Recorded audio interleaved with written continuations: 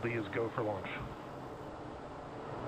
So with that, Falcon 9 teams ready to go, vehicle ready to go, weather and range ready to support. Why don't we listen in to these final 30 seconds of terminal count. T-minus 30 seconds. Stage 1 flight press. T-minus 15 seconds.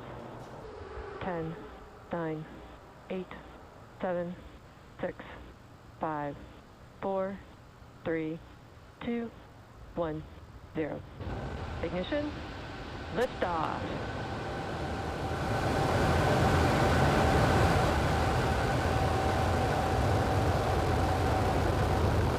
We're pitching downrange.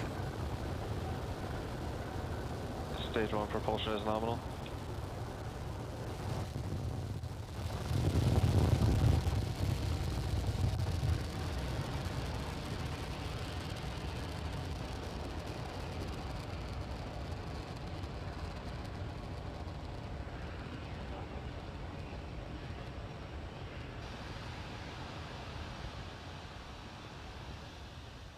T plus 40 seconds, Falcon 9 successfully lifting off from Launch Pad 39A at the Kennedy Space Center in Florida. We're taking that Starlink orbit to its first, Starlink satellites to its first targeted orbit and eventually a circular orbit. We actually just throttled down for maximum dynamic pressure, or max Q, on those 9 Merlin engines. We'll expect to hear that call out here shortly. Vehicle is supersonic.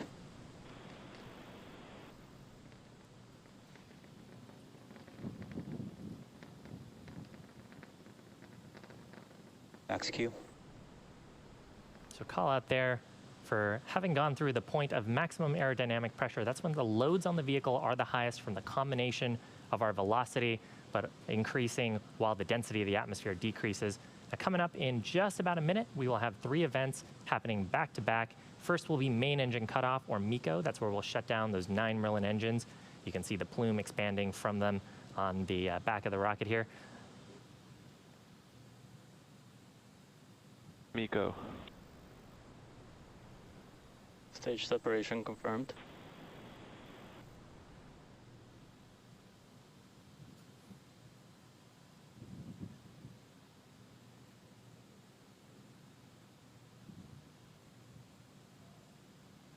So there is successful stage separation and second engine start. You can see the grid fins deploying on the left-hand side of your screen. That's the first stage.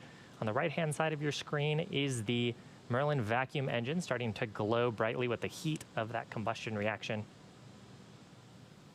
First stage making its way back towards acquisition of planet Earth. Maryland. Coming up here, should be fairing deployment shortly. Separation confirmed. There's a call out on the nets and a beautiful shot of the Starlink satellites. You can see on the right-hand side there a little bit of planet Earth. And actually, you can see a fairing half there trailing away. Now, as a reminder, we will be attempting to recover both the fairing halves today on our recovery ships, Mystery and Mischief, that are also stationed at in the Atlantic Ocean. Stage 1 entry burn startup. Startup of those 3 Merlin 1D engines on the first stage. Second stage continuing to burn nominally. Expected loss of signal, Cape.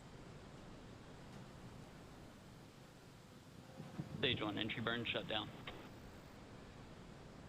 So with that, we will continue on the first stage to apply some attitude control from those attitude control thrusters. And as the atmosphere gets thicker and thicker, the grid fins will actually start to gain most of the control authority. Second stage on nominal trajectory. And the grid fins will continue to fly Falcon 9 in, creating second stage has such a large nozzle is to try to get the most out of the propulsive gases that we're producing in the propulsion chamber. And so that allows the second stage to be a little more efficient in the vacuum of space. Coming up here, we expect to hear a call out for landing burn start on the first stage. That'll be just a single center Merlin engine. Landing burn startup. Shortly after, we'll expect to see landing leg deploy, and then hopefully a touchdown on the drone ship.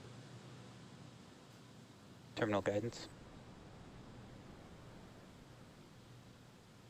Stage 1, landing leg deploy.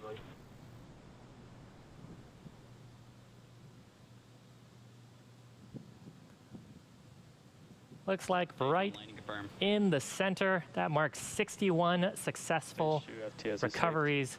Third time for this booster. Now, coming up about 8 seconds from now, second stage is also going to shut down its engine for second engine cutoff number 1. Keep an eye out for that on your right, on the right-hand side of your screen.